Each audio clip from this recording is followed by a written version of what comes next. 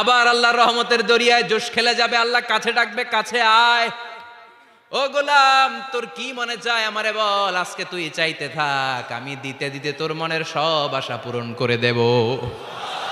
লোকটা খুশি হয়ে বলবে, আল্লাহ আমারে এটা দাও, বাড়ি দাও, গাড়ি দাও, নারী দাও, এটা দাও, ওটা দাও, একের পর এক চাইতে থাকবে, আল্লাহ সব তারে দিতে থাকবে। চাইতে চাইতে লোকটার সব চাওয়া যখন শেষ, সে বলবে, আল্লাহ আর আমার চাওয়ার কিছু নাই। আল্লাহ বলেন, নো, এত তাড়াতাড়ি যে তুমি খেলা শেষ করতে পারবা না মনু, আমার সাথে তোমার এই খেলা আরো লম্বা সময় চলতে হবে, তোমার অনেক কিছু চাইতে হবে। তুই আজকে চাইতে চাইতে তোর সব চাওয়া আমার কাছে বলবি, আর আমি দিতে দিতে তোর জীবন ধন্য করে দেব।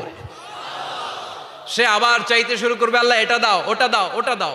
আল্লাহ দিতে দিতে সব দিবে। এরপরে বলবে, আল্লাহ মাফও চাই, দোয়াও চাই, আর চাওয়ার কিছু নাই। আল্লাহ বলবেন, তাই ঠিক আছে, তোরে আমি জান্নাতে ঢুকাই দিলাম, তবে মনে রাখিস তোর জান্নাতটা হবে সবচেয়ে ছোট জান্নাত, আর তোর জান্নাতটা হবে এই পৃথিবীর 10 গুণ। চিল্লায় এখন সুবহানাল্লাহ।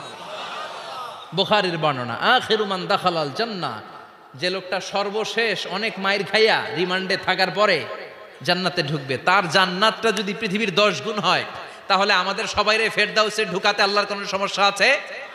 চিল্লায় বলেন, সমস্যা আছে? এজন্য আমরা আল্লাহর কাছে কোন জান্নাত চাই?